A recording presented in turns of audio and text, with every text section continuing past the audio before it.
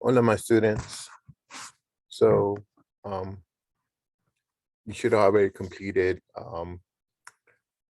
lecture one, which was chapter one that discussed the introduction to the course. And then moving to lecture two, which is also in conjunction with chapter two of a book that typically we use in the classroom titled Essential Sociologies, right? But then again, as I expressed before, we're not using it for our winter session, right?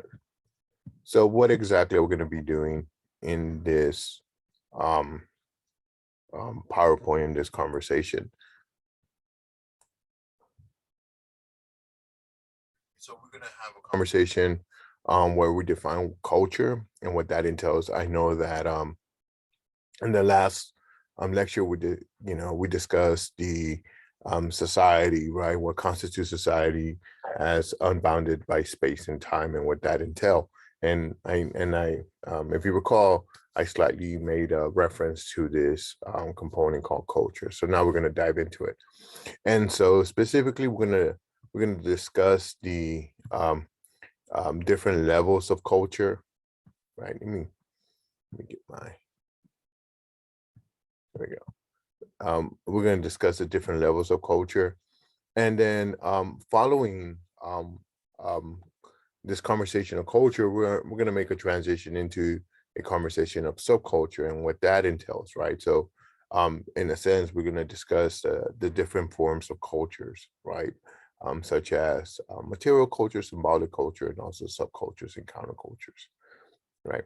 And lastly, we're going to connect culture to theory and how that fits into the narrative of our next lecture for next week, which is actually theory and methodology. So what is culture?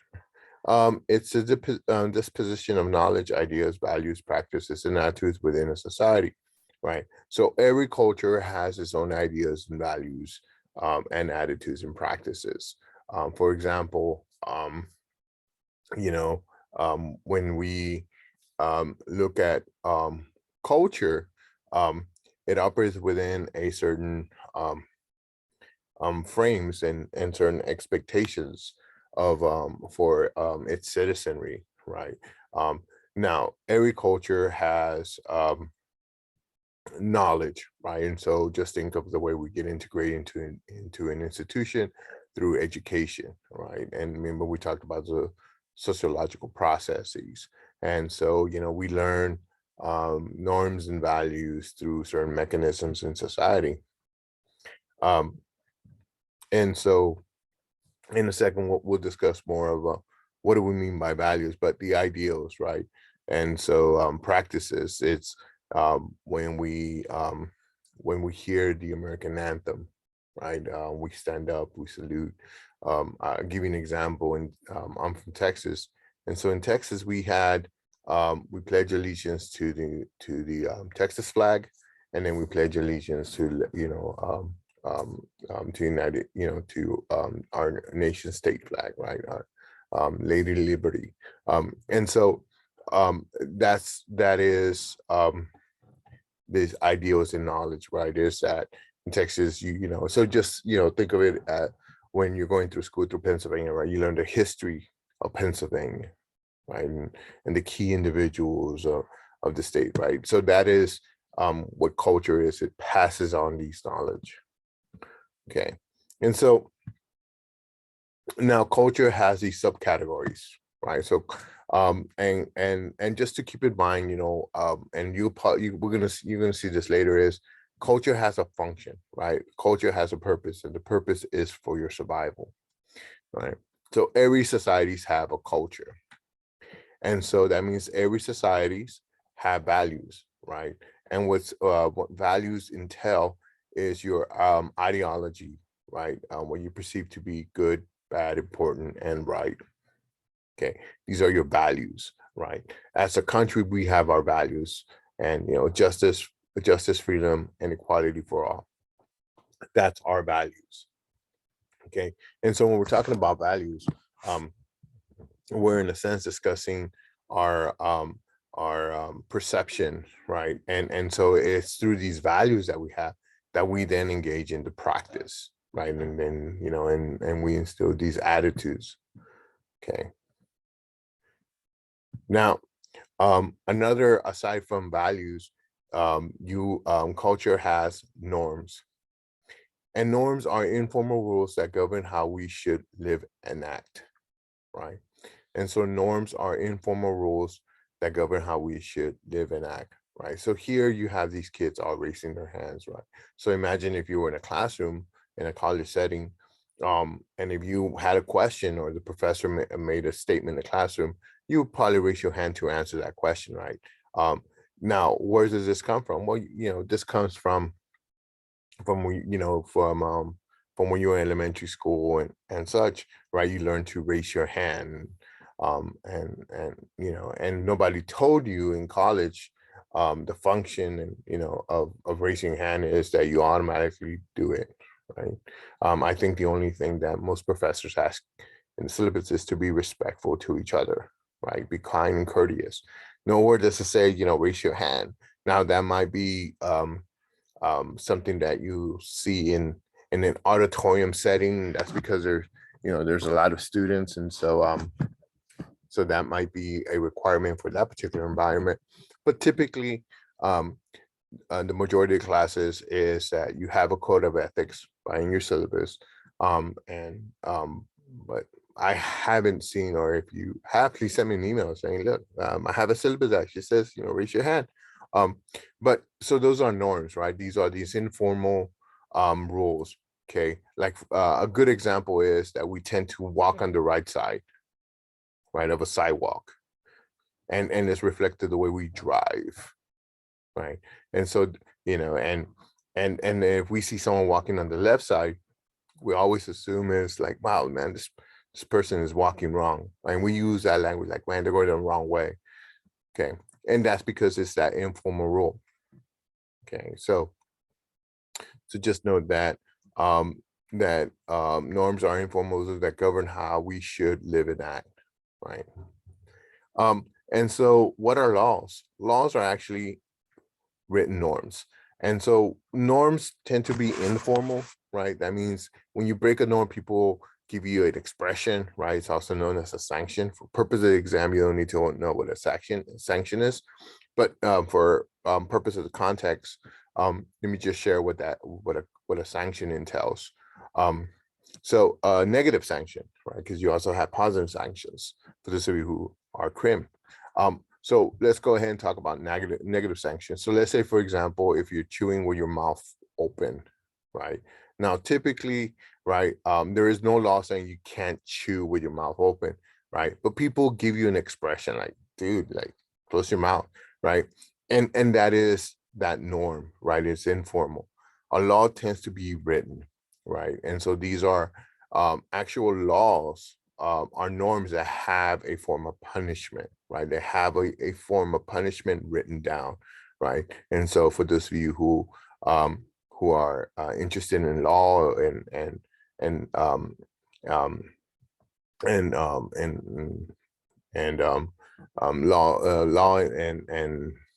what was going law in the sense of being a lawyer, law enforcement, um, just know that you're dealing with these laws, right? And they have specific punishment for violation, right? And we call them the crimes.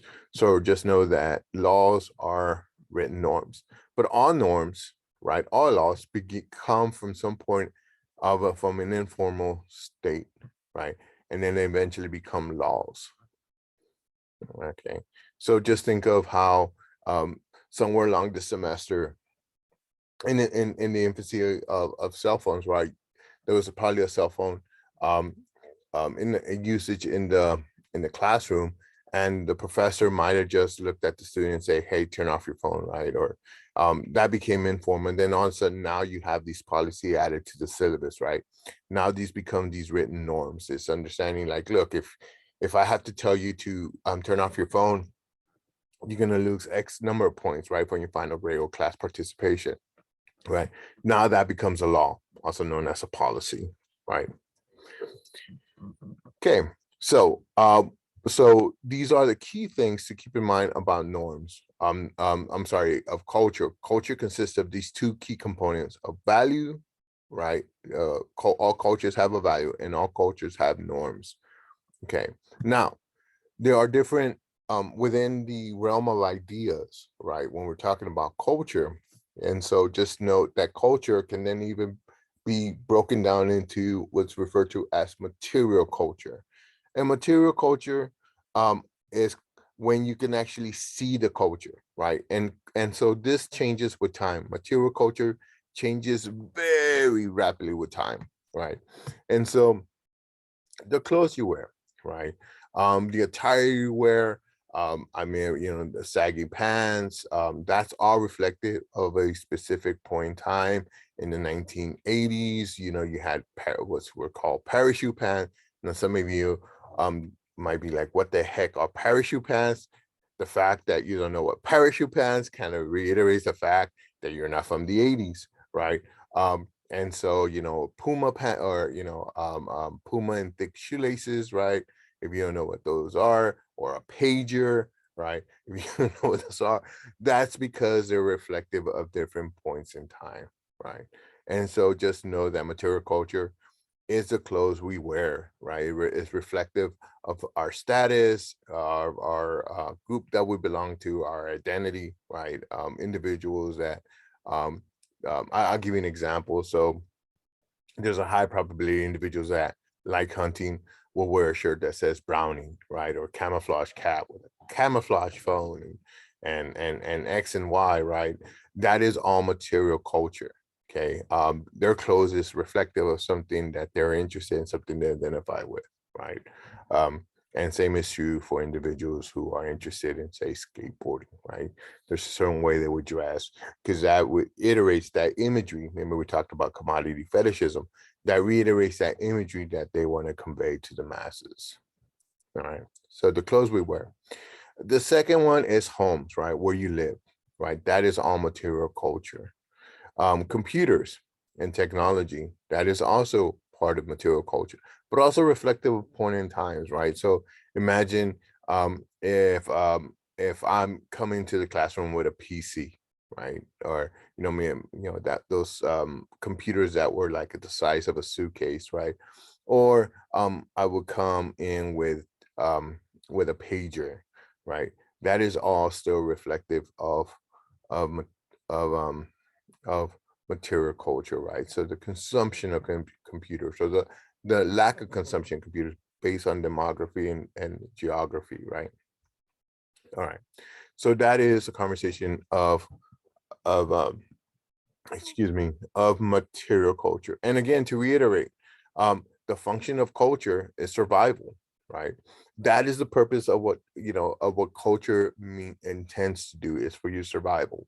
So all cultures are structured in a way for you to survive in that particular environment, right? That's why when you're looking again, right, when we discuss common sense, um, that the common sense is reflective of a society that then has a particular ideals, norms within a culture, right? And so because one particular norm might not necessarily be effective in a different environment because that's not prevalent for that group's survival in that environment, right? So that is the purpose of culture, is for your survival. And this is very important because when we look at individuals who don't adapt quickly, we call that cultural lag, right? And so just think of the way we see individuals who are not technologically savvy, like myself. um, but there's other individuals that just don't know don't feel comfortable around technology, right?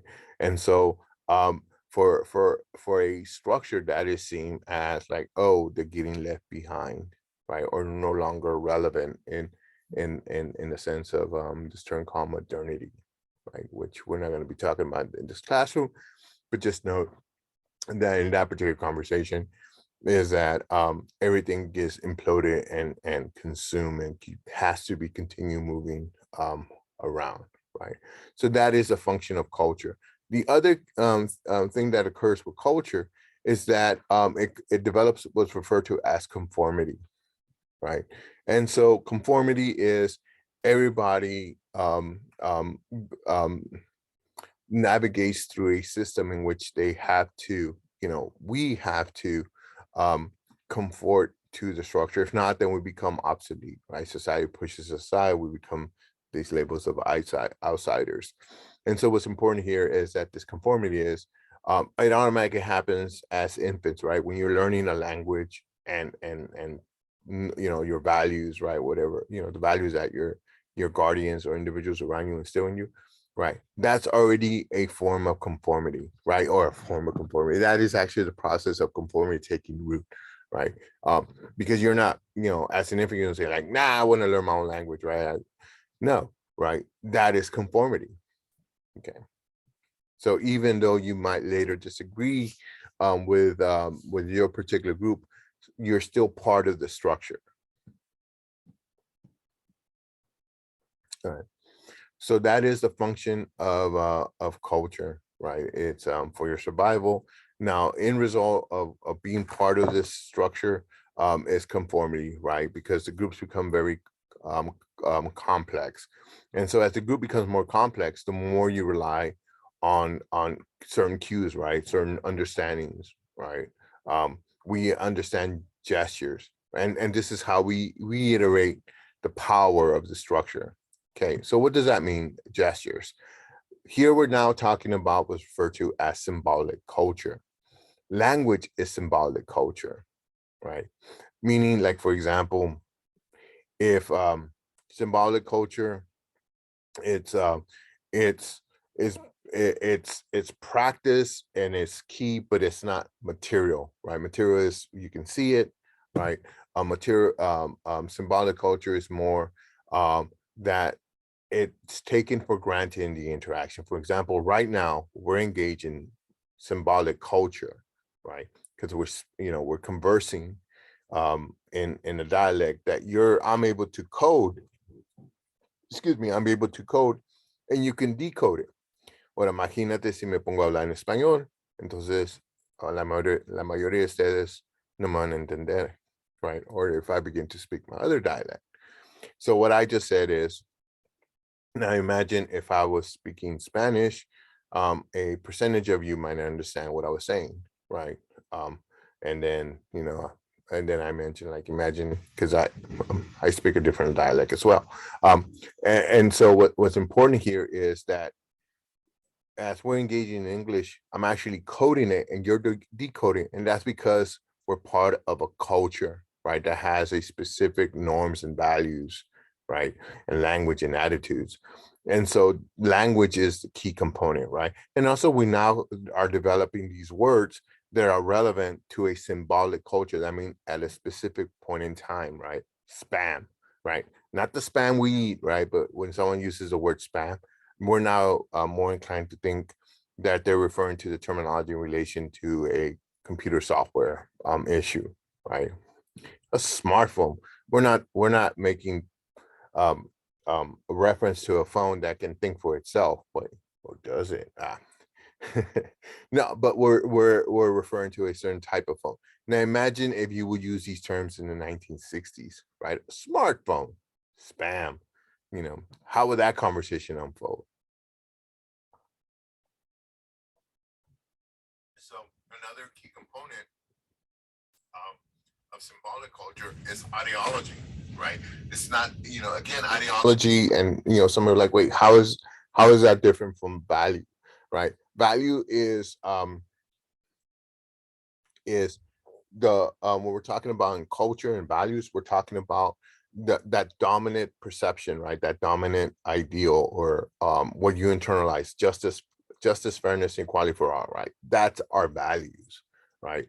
um um Here, ideology, think of it as this idea of that we have a merit system, right? It's that you succeed not on who you know, but on your credentials, right? It's your knowledge, right? We emphasize this. This is why we root for the underdog, because it's embodied in our culture.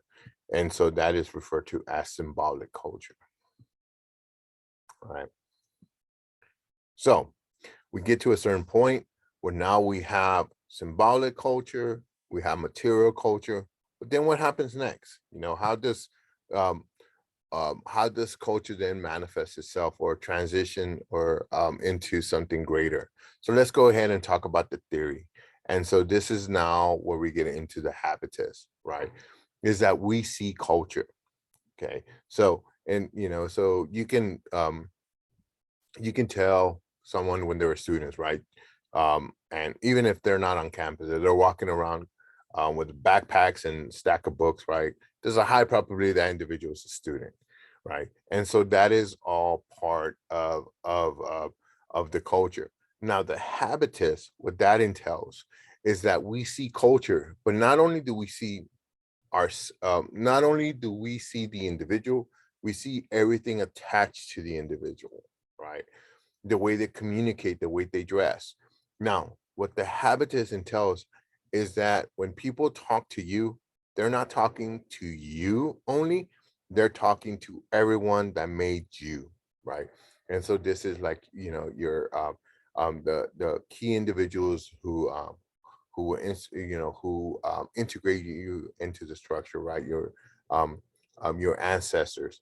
That is the habitus. Is that when people interact with you, they interact with this perception of everyone else that's part of you, right? Just think of when someone burps, right? And in a public place, someone turns like, oh, your parents never taught you manners, right? They're, although they never met the parents, what they're connecting is that experience of that one individual, and they're connecting that one individual to everybody else that surrounds that particular individual. And that is the habitus, right? And so the habitus, what it provides us is a window to the past, right? Is that we're through the interaction with someone, we're able to understand where they're from. For example, if I ever hear the word pop, right, that means that there's a high probability that person is from Pittsburgh, right? I'm from Texas. We use the word Coke for all soft drinks. What do you want? A Coke. What kind? Pepsi, right? Or my favorite, Dr. Pepper, right? And or if you use the word Boppy store, then there's a high probability you're from um, East Pennsylvania, right? Specifically within kind of the near Philadelphia area, right? I remember my first year and I heard that term. I had no idea what it was. Students were shocked, like, you don't know what a Boppy store is? No, right? I never heard it before. And then students then explained to me what that entails, right? Now, for those of you that don't know, I encourage you to do the research. For those of you who do know, be kind and share with your fellow classmate what Boppy stores is. And so that is the habitus, right? It's just that one simple world. I'm sorry, one simple world. How am I dyslexia? One simple word, and it connects you to a geographical location, right? And so now at the same time, the habitus, there's a tendency of trapping us. For example, if I was to ask which of these is African art, some of you might be like, well, this one probably. Well, they both are, right? But this is more, we didn't, when we think of Africa, we assume as though like, oh, this is more of tribal expectation where we internalize what we perceive to be African art, right?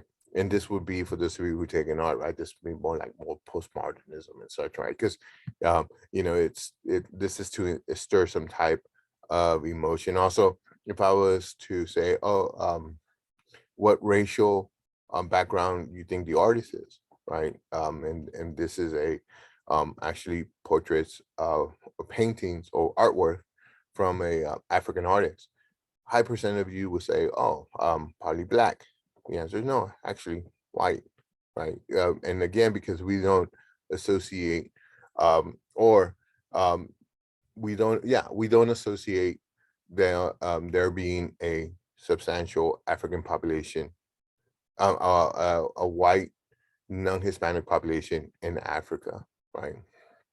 And so so that is the habitus. Okay. And so the habitus is that it gives us a glimpse into the past, but at the same time, we tend to generalize and make these assumptions what those pasts are. Okay. Trevor Noah made a good point, is that most individuals assume that that if you go to Africa, you immediately will see a lion or a zebra, right? Or well, he refers to it as a zebra. Um, and again, because we have that perception, right, as a society, and he goes, no, like they're like somewhere else, right? There we actually have buildings and infrastructure and highways and internet connections, right? And so that's important to keep in mind, right? When we think of the habitats, just know that it deals with people interacting with you, but they're also interacting with everyone else that made you, right? And that's the habitus. So we're now talking about culture. Now, at the same time, you have countercultures.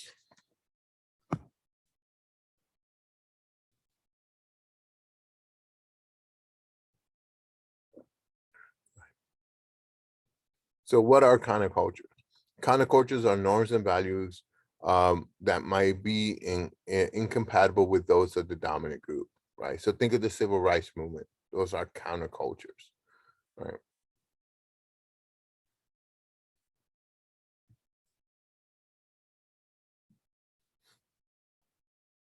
Now you also have subcultures, and subcultures are groups within the dominant group, right? Or within the structure itself. And later we'll talk more about subcultures. But just know that you do have cultures and then you can have subcultures. And so now let's go ahead and visit multiculturalism and assimilation. Now, multiculturalism is this approach of cultural differences being acceptable. Now, if you notice, I have here acceptable because we tend to operate within our society as the notion of tolerance, right? Be tolerant for someone's views and such. Well, tolerance, what that in, think of tolerance as like, I don't like you, I don't agree with you, but I tolerate your presence. Just keep to yourself, right? That is tolerance. In definition, that is tolerant. Acceptance means, hey, I don't agree with you, but I accept your choice as your choice, right? That is your perception. That is you. That is acceptable, right? And so when we're talking about acceptable, that's what it entails, right? And multiculturalism deals with that realm of acceptability, right? Accepting someone for who they are, right? You don't have to like it, you don't have to agree with it, but accept that that is their choice, right? Now, at the and so when we're talking about culture, remember culture, the purpose of culture is for survival. And so within that realm of culture, you have this term called assimilation. And assimilation is integration, is learning the norms and values of the dominant group. And later we'll talk about what do we mean by dominant. Okay. So when we're talking about assimilation, is this perception, and this is by Gordon, that an individual should give up their language, customs, tradition, norms, right? Um, and to be accepted by the dominant group. Okay.